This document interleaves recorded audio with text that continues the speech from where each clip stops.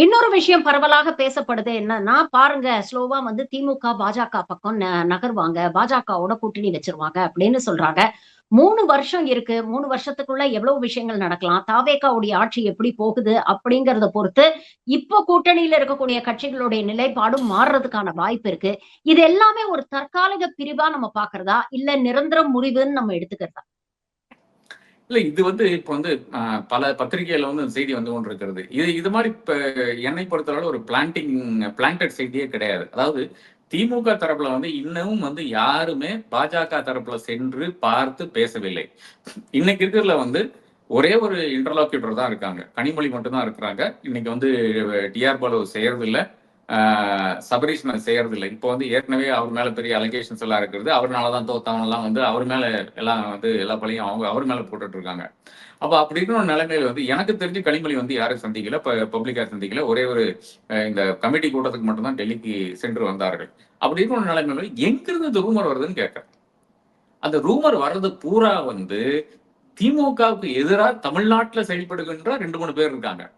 இவனுங்க செய்யற சில்மிஷன் தானே தவிர வேற ஒன்றும் கிடையாது. அவனுக்கு ஒரு 4 ஃப்ரெண்ட்ஸ் இருக்காங்க டெல்லியில. அவங்கள வச்சு செய்தி போட வைக்கிறாங்க. இந்த மாதிரி திமுக மூவிங் க்ளோசர் டு பிஜேபின்னு.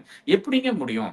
15 வருடமாக பிஜேபி எதிர்ப்பு என்ற ஒற்றை புள்ளியில் டெல்லி வெர்சஸ் சென்னை என்று எடுத்துக்கொண்டு அதே கனிமொழி கீழடி வெர்சஸ் நாக்பூர் என்று மாற்றி ஃப்ரேம் பண்ணாங்க. அப்ப அந்த ஒரு விஷயம் தானே இன்னைக்கு திமுகவினுடைய ஒரு பைண்டிங் போர்ஸா இருக்கிறது. அதை தாண்டி நீங்க எப்படி செயல்பட முடியும்? மாறலாம். மாறும்போது கிராஜுவலா மாறணுமே தவிர டப்புன்னு நாளையில இருந்து நாளைக்கு நான் மந்திரி அப்படின்னாலே சொன்னீங்கன்னா அதோட கட்சியே காலி ஆயிரும். அவன் என்ன மு.க. ஸ்டாலின் தெரியாதா? நமக்கு தெரிஞ்ச விஷயம் அவருக்கு தெரியாம இருக்குமா என்ன? அப்ப இது முழுக்க முழுக்க பிளான்டட் ஸ்டோரிஸை தவிர வேற ஒரு காரணமும் கிடையாது. திமுகவை பொறுத்தவரை திமுக ரீகால்குலேட் பண்ண வேண்டும். ரீகால்குலேட் பண்ண வேண்டும். தன்னுடைய ஸ்டாண்ட் பல விஷயங்கள்ல ரீகால்குலேட் பண்ண வேண்டும். அதை நான் இன்னைக்கு ஒரு ஆர்டிகல் கூட எழுதியிருக்கேன். Maybe by evening or tomorrow it will appear. அப்ப அந்த ரீகால்குலேஷன் எப்படி இருக்க வேண்டும் என்றதுதான்.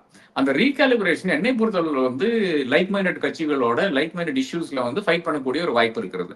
அது சில இஷ்யூஸ்ல எஸ்பி ஃபைட் பண்ணாது. சில இஷ்யூஸ்ல பிஜேடி இல்லைன்ற ஆர்ஜேடி ஃபைட் பண்ணாது. அப்ப அந்த இஷ்யூஸை மாற்றி நிறுத்தி கொண்டு உங்களால் காமன் கிரவுண்ட் இருக்கிற இஷ்யூஸ்ல மட்டும்தான் நீங்க ஃபைட் பண்ண முடியும் என்ற நிலைமை இருக்கிறது. அதுல இவர்களை பொறுத்தவரை காங்கிரஸ் சேர்ந்தாலும் பரவாயில்லை என்று நினைப்பார்கள். ஆனா திமுக it will be led by the DMK. அவர்கள் என்ன டிசைட் பண்றாங்களோ அதை பொறுத்தா இருக்குமே தவிர நிச்சயமாக நாளைக்கு போய் பாஜக போய் சேர்ந்து அடுத்த ஒரு அமைச்சரவையில் பதவி எல்லாம் யாருக்கும் வரப்போறதில்லை என்றதுதான் என்னுடைய ஒரு செய்தியா இருக்கு.